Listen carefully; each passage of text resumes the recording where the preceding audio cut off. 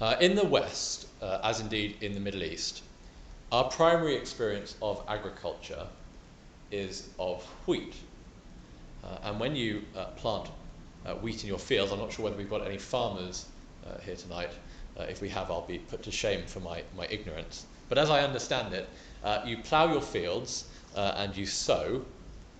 And then after that, you basically just hope that the sun shines when it's meant to and that enough rain falls at the right time of the year. And then you come at the end in a big fell swoop at the end of the summer, you gather it all in. And maybe if you're making wheat, growing wheat today, you use pesticides or you use some fertilizer.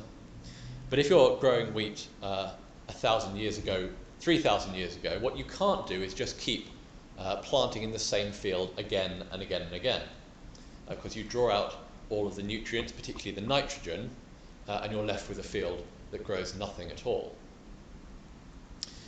If, on the other hand, your experience of agriculture was from the Far East, you'd know all about rice. Say you were a rice farmer in Japan.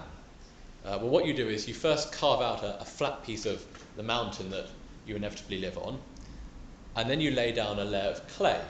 And it's got to be thick enough that the water doesn't drain straight through it, and it's got to be very flat. And then you mound up banks of soil, and you carefully plant all your pieces of rice. And then every single day you come out and you make sure that the water level is just right. And you might even have a rice comb, a soft tooth comb, and each individual stalk of rice, you brush it up to remove any insects that are hanging on there affecting your rice crop. You can't leave it for a week or you ruin your crop, and you certainly can't leave it for a whole year or you have to begin creating your paddy all over again. Hold these two opposing concepts in your mind as we have a look at today's readings. Today's readings make us ask the question, is the Sabbath a force for good or is it a force for evil? On the one hand, we've got Isaiah, and he's got the weight of biblical tradition behind him. Our fourth of the Ten Commandments, of course, is remember the Sabbath and keep it holy. And he's fully behind this, saying that the Sabbath, if we keep it, is a day that's mutually beneficial for us and for God. It's a holy day. It makes us take delight in the Lord. And that wonderful line, he says, that if we keep the Sabbath, we will ride on the heights of the earth. And he's got quite an ascetic understanding of the Sabbath as well. It's certainly not for work, but it's also not just for kind of fun and games. He says it's about doing the Lord's work. It's about doing prayer and praise and service, not looking after our own interests, but looking after the Lord's. And on the other hand, we've got the critique that Jesus offers to the leader of the synagogue in our gospel reading. And the leader of the synagogue is cross because Jesus has healed on the Sabbath. And he says, well, why not on the previous 6 days, or why not the next 6 days? And Jesus says, no, there's no reason not to do good on the Sabbath. It would have been a harm to this woman had I left her in the state that she was. And surely the Sabbath is a force for evil if it's in opposition to the work of our Lord. Now, this idea of Sabbath, this word that I'm using, I suppose it can mean kind of two things, really. It can mean just the day. So for the Jewish people, that would have been sunset on Friday into sunset on Saturday. That was their Sabbath period. And for us, it's Sunday. And the early church chose Sunday because that was the day on which Jesus rose from the dead. But that's not the interesting meaning. I think the interesting meaning is the concept of Sabbath, this idea of a rest period. This idea of setting aside time that we spend just with God. I take my Sabbath on Friday, and I get up like I normally do, maybe a little later than I normally do, and I go across and say my morning prayer next door in the church. And I come back and have a look at my emails, but I don't reply to my work emails. And I maybe listen to whatever messages there are on the phone, but I don't get back straight away to people who've left messages about work in the parish. And if someone phones me up saying, "Oh, can I have an answer about this for the newsletter?" or I say, "You can, and you can have it tomorrow." except that I don't always do that. Because sometimes someone rings me up and says, oh, well, there's a crisis right now, and I say I'll be around in 15 minutes. Because of exactly the critique that Jesus offers. As Christians, I think the idea of Sabbath has to be negotiated for us. And sometimes I really wish it were black and white. Sometimes I wish I could just always say no, and then the rest of the time always say yes. But that, I think, is exactly what leads to the kind of abuse that Jesus is trying to prevent. And actually, I'm quite glad about that. I'm glad that if I chop my finger off when I'm dicing onions for dinner, that someone will come round in an ambulance and pick me up and take me to the hospital. And I'm quite glad that if I accidentally set fire to the house when I'm cooking those onions, the fireman will come round and put it out. And I think that Mark presses home this idea more strongly than Luke does. Mark is writing about the same event with some different words, and he has Jesus saying the following words: "The Sabbath was made for humankind, and not humankind for the Sabbath." I think that's the key. The key is that we use the Sabbath, and the Sabbath doesn't use us. I don't think the Sabbath is, in and of itself, good or evil. I think it's a thing that can be used for good or for evil. It can be abused, and it can be neglected, or we can uphold it, and we can celebrate it. And in this country, we've got quite an interesting history of how we've gone about the business of the Sabbath. Indeed, up to very recent times, it was only last year, you might remember during the Olympic period, that trading laws on Sunday were extended to help a rather faltering economy bring a little more money in while the capital was fit to bursting. And some people got quite worried about that. I didn't get too worried about it. I don't feel like it's the sort of thing I need to write to my MP about. I think it probably makes sense that as our country becomes more pluralistic, those laws which affect just a smaller and smaller minority succeed to those laws affecting many people. Nonetheless, I do think there are ways in which our society abuses the Sabbath, in which we abuse the Sabbath, and things that I do think are worth writing to our MP about, and things that are worth taking action as a church body about. And one of those is the way that our children's education works. And I first read about this critique in this book called Outliers by Malcolm Gladwell. He's a writer for The New Yorker. He's a kind of pop psychologist and sociologist. He makes kind of clever and difficult things easy to understand. And you're welcome to have a look at it. It's a fun read and not too hard.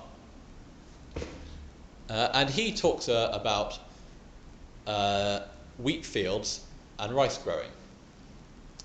And he offers us this proverb that Chinese peasants used to say to one another in the fields. They used to say, "No one who can rise before dawn 360 days a year fails to make his family rich." 360 days a year before dawn, checking that the water levels in your rice paddy are just right and combing off the insects. There's not much of an idea of Sabbath about that. And on the other hand, our ideas about Sabbath have been informed by our wheat growing. And he proposes that this has had a twofold effect on the way that we do education. One is psychological. It's that we feel, well, if crops need fallow time in order to grow properly, to keep the field alive, it needs time off, then in order to grow properly, surely humans need fallow time too. That's the psychological angle. And then the pragmatic angle is that when you gather up wheat, you need all hands on deck for a flurry of activity for 4 or 5 weeks. And although not many of our children were probably this summer cutting down wheat in the fields, of course, historically, once upon a time, they were. So enter Carl Alexander, who's a sociologist from Johns Hopkins University. And he was tasked with finding out why it was that American schools were failing children from lower socioeconomic backgrounds. And this was the received wisdom, that kids from poorer households were being failed by the schools. So he set up numeracy and literacy tests at the beginning and at the end of every school year, at 4 or 5 when the children first arrived, and then again just before they went on their summer holidays, and then when they got back, and again at the end of that academic year, all the way up through primary and secondary school. And he found that sure enough, when they arrived at 4 or 5, there was a trend that the kids from the lower socioeconomic backgrounds had the worst scores, and the middle-income kids slightly better, and the higher-income kids the best. But the discrepancy wasn't enormous, and it certainly wasn't something that couldn't be overcome. And when he looked at the test scores at the end of the first year, he found that actually the schools had been best for the kids from the poorest households. They'd learnt the most. And they'd nearly evened up the scores across the board.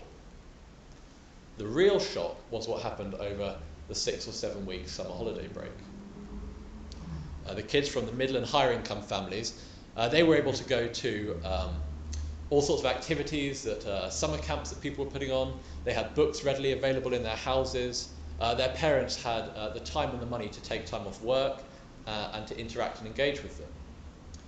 The kids from the poorer families, their parents were holding down 2 or 3 jobs just to put food on the table, and there weren't books available, and their parents couldn't afford to send them to summer camps.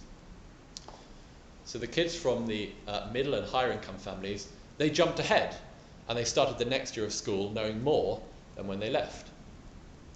And the kids from the lower income families regressed. They took 2 steps backwards. They started the next year of school with lower scores in numeracy and literacy than when they'd left. And this cycle went on and on and on. The lower income kids caught up a little bit during the school year, and then they went back 2 steps during the next summer break, and they caught up a little bit, and then they went back. We're now 5 or 6 weeks into the summer holidays for our children, and I wonder how much some of them have regressed. I wonder how difficult it might be for some of them to go back to school next week or the week after. I've been chatting to lots of members of the congregation here and up at St. Barnabas, and the one thing that I hear when I ask the question, what's the future of the church? What work does the church need to engage in? I hear children, children, children. Isaiah tells us, don't serve your own interests or pursue your own affairs on the Sabbath. The Sabbath is about the Lord's work, and that's prayer and praise, and that's what we're doing here. And it's about service. I think our first step to engaging children in the community is asking, what can the church do to affect their lives for the better?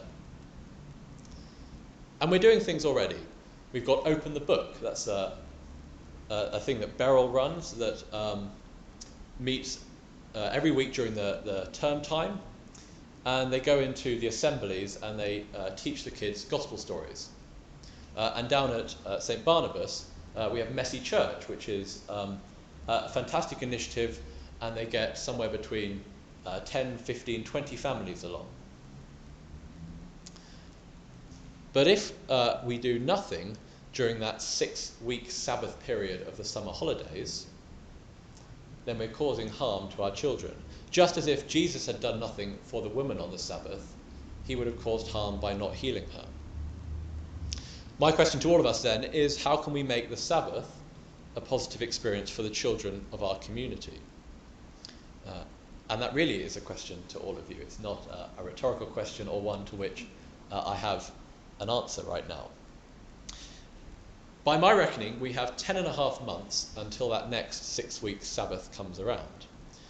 And you may have noticed as you walked in on the table, there is a white sheet and a pen. And I propose that we have some planning meetings, that we advertise, and that we put something together for next summer. And so I'm asking if any of you can commit to some time, if you can commit your expertise.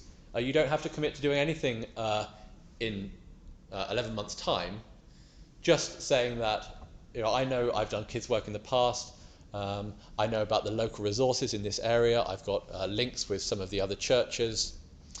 Anyone who could be part of a committee just to talk and discuss about what we might do, please stick your name over there and your number, have a think, come up with some wise ideas, and let's make the Sabbath a joyful experience for the children in Hadley.